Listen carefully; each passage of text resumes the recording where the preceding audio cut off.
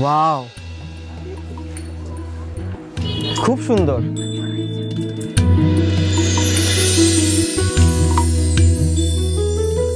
We are very sorry, আমাদের জন্য আপনার এত বড় একটা ক্ষতি হয়ে গেল।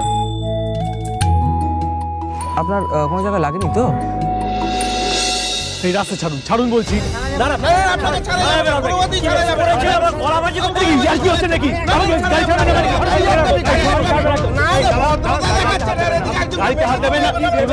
শুনুন, আমার কোনো দোষ নেই।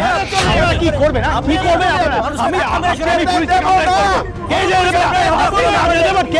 আপনাদের কত ক্ষমতা আছে সেটা আমার জানি।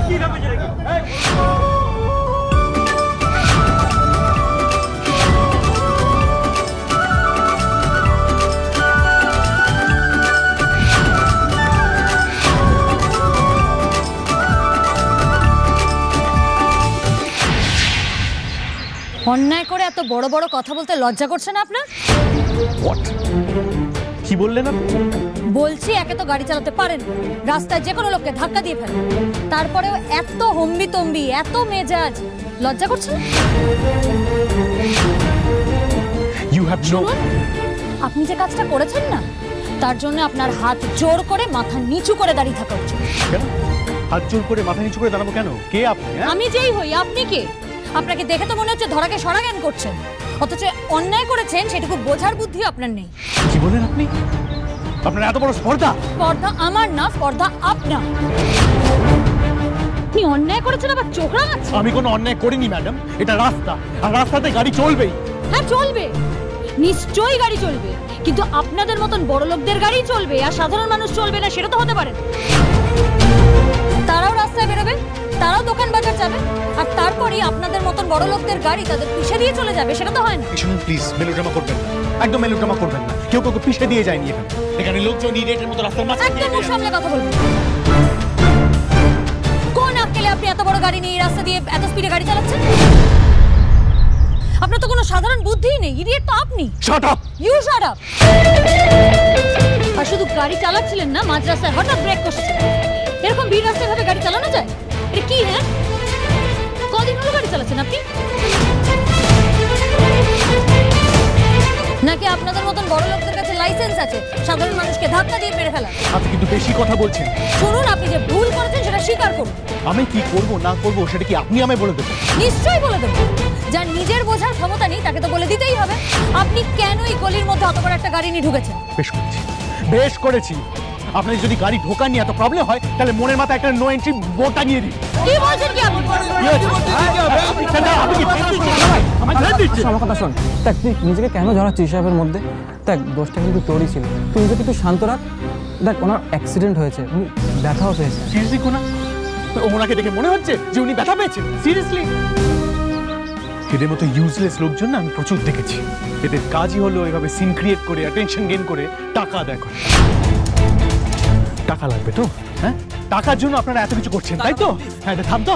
কত টাকা লাগবে বলুন, বলুন, কারণ আপনাদের মতো আননেসেসারি ঝামেলা করে টাইম ওয়েস্ট করার মতো টাইম আমার কাছে নেই। আপনার সাহস তো কম না? অন্যায় করে ক্ষমা চাওয়ার বদলে আপনি টাকা দিয়ে অপমান করতে চাইছেন আমায়।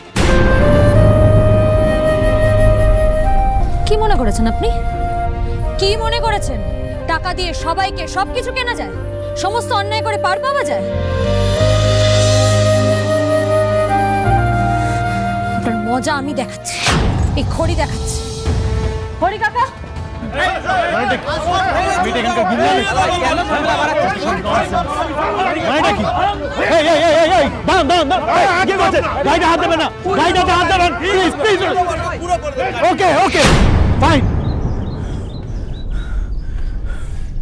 কি চান আপনারা? এখান থেকে যেতে গেলে আপনাকে খড়ির পায়ে ধরে ক্ষমা চাইতে হবে। ইম্পসিবল, আমি তো কোনো দোষ করিনি। আমি ওনাকে মানিনি, উনি সাইকেল নিয়ে এসে আমার গাড়িতে মেরেছে। আমি কেন ক্ষমা চাইব? দাদা ভাই, দোষটা কিন্তু তোর, ব্রেকটা তুই কষেছিলি।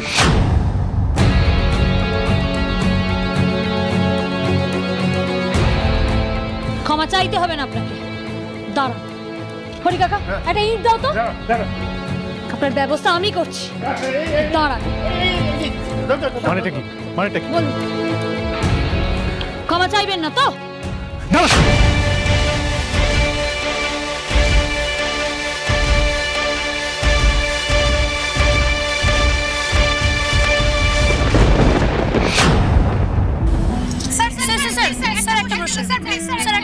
আছে sir, please sir, sir please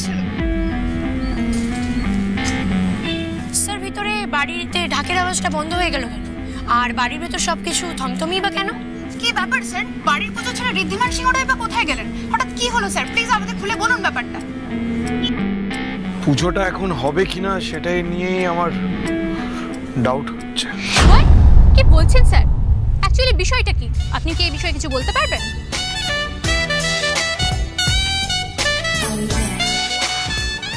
বলতে পারবো, তবে সবার সামনে না, একটু আড়ালে চলো বলছি।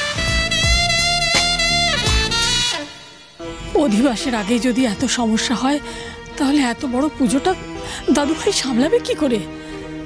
আমার কিন্তু মনে হচ্ছে মা ও সামলাতে পারবে না, জানো তো। আমার ভয় লাগছে মা, যে এবার হয়তো আমাদের বাড়ির পুজোটাই হবে না। বড় খুকি, কি সব অলক্ষণে কথা বলছিস বলতো?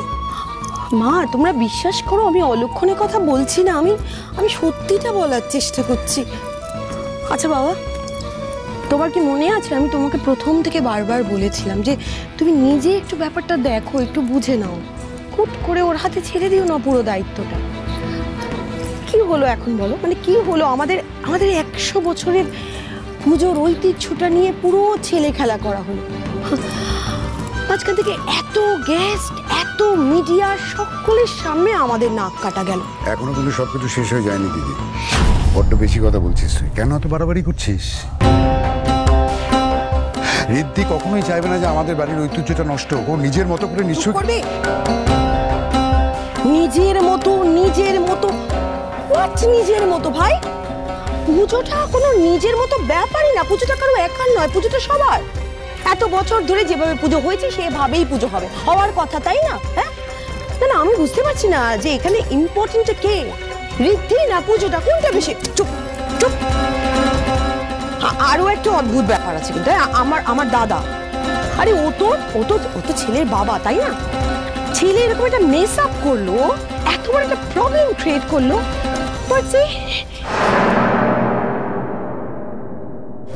ওর ছেলের পাশে থাকার কথা, কিন্তু কোথায় ও? হ্যাঁ কোথায়?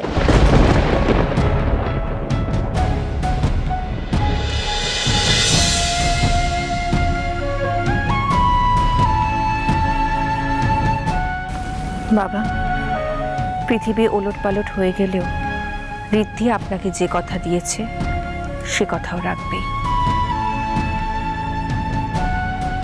এই বাড়ির ঐতিহ্য, সম্মান কোনো কিছুতেই ঋদ্ধি আঁচ লাগতে দেবে না। সে কথা আমাকে বোঝাবার দরকার নেই বড় বৌমা। আমি আমার বড় নাতিকে খুব ভালো করে চিনি, আর চিনি বলেই তো আমাদের পুজোর 100 বছর পূর্তির সমস্ত দায়িত্ব আমি ভরসা করে ওর হাতে তুলে দিতে পেরেছি।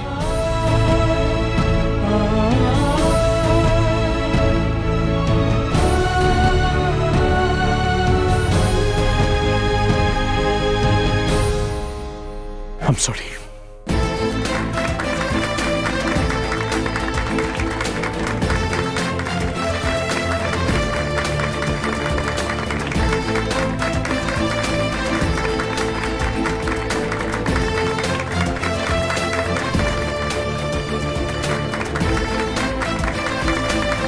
ব্যাস, সব সমস্যার সমাধান। এবার তাহলে আমাদের যেতে দিন প্লিজ। আজকের পর কাউকে টাকা দিয়ে অপমান করার আগে আশা করি খড়ির মুখটা আপনার মনে পড়বে। প্রে করুন যেন আমাদের আর না দেখা হয়, তাহলে আজকের উত্তর আমি আপনাকে দেবই। ভবিষ্যতের কথা কি কেউ বলতে পারে? কে জানে, হয়তো আমার কাছেই ঘুরে ফিরে আপনাকে আসতে হলো। হরি কাকা, তোমরা এবার কাজে যাও, ওনাদেরও যেতে দাও।